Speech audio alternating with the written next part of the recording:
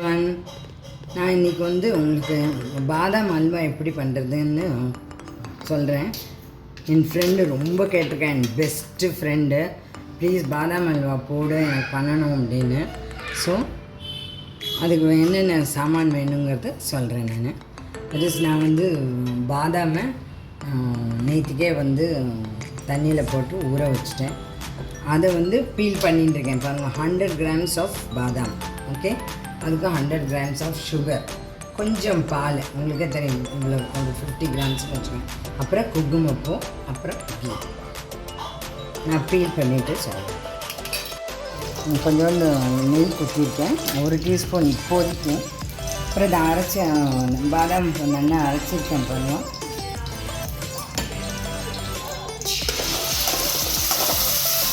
இதில் என்னென்னா நீங்கள் கலரிலே இருக்கணும், நல்லா காந்தி போடக்கூடாது, நீங்கள் கலரிலே இருக்கணும். பால் விடுறேன்.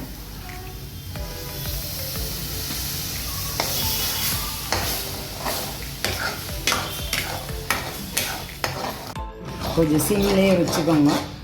இது நல்லா கலரிலே இருக்கணும்.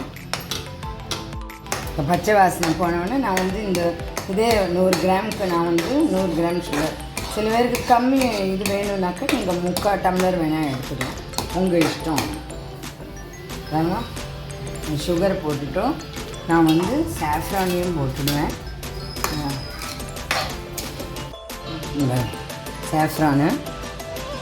சாஃப்ரானும் இப்போயே போட்டேன். போட்டோடனே கலர் சேஞ்ச் ஆகிடும்.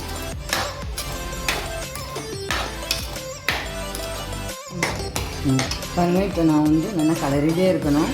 கொஞ்சம் வந்து கார்டமன் பவுடரும் போட்டிருக்கேன், நான் ஏலக்கி பவுடர்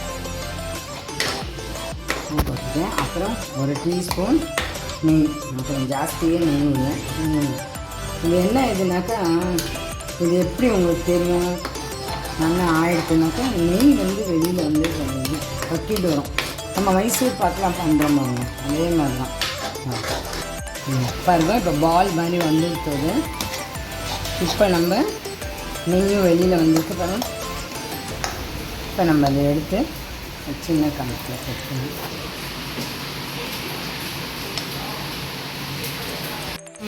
பாருங்கள், இது என்ன பதம்னா பார்த்தீங்களா, ஒட்டிக்கக்கூடாது. அப்படின்னா நல்லா எவ்வளோ நல்லா வந்திருக்கு பார்த்தீங்களா, பால் மாதிரி வந்திருக்கு. இங்கே வந்து அதுக்கு நீங்கள் கார்னிஷ் பண்ணணுன்னா